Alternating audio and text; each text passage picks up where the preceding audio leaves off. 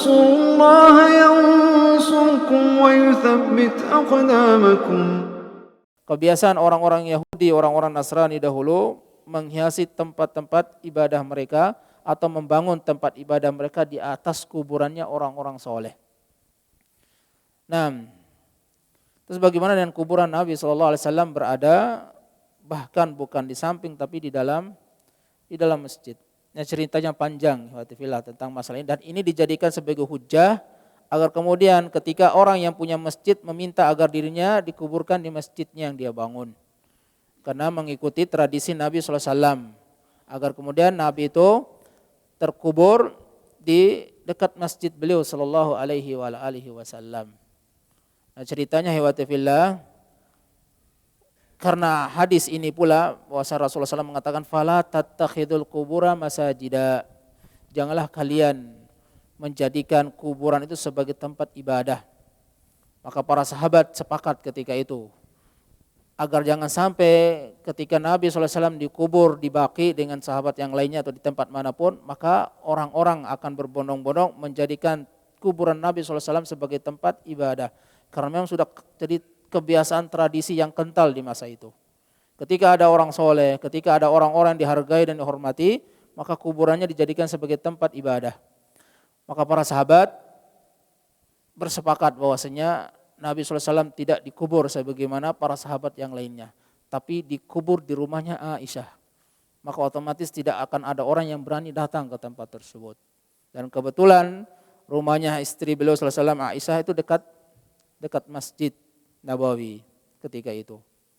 Nah, para sahabat tidak memikirkan bahwasanya kuburan Nabi SAW itu dikubur di samping masjidnya, bukan.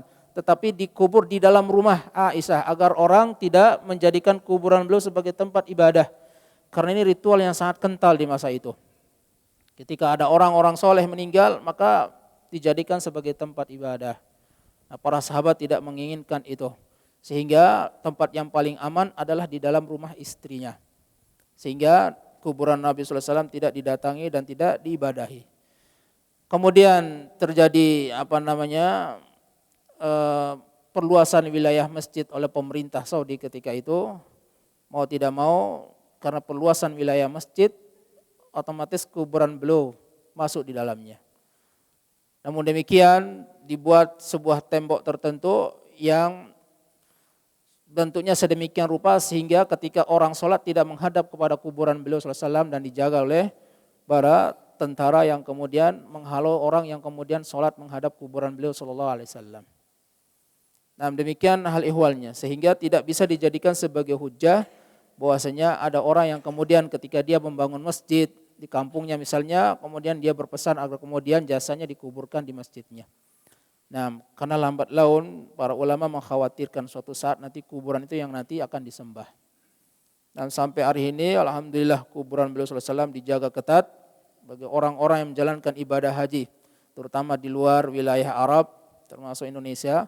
Banyak yang kemudian mengambil wasilah dengan kuburan beliau segala macam yang ada di sana sebagai bentuk untuk pengharapan berkah dan seterusnya. Nah, kata Nabi SAW kaitan dengan masalah ini, membangun kuburan sebagai tempat ibadah, kemudian orang sholat di dalamnya, maka ini termasuk syirarul khalqi indallah. Kata beliau SAW, seburuk-buruk makhluk di sisi Allah Subhanahu wa ta'ala.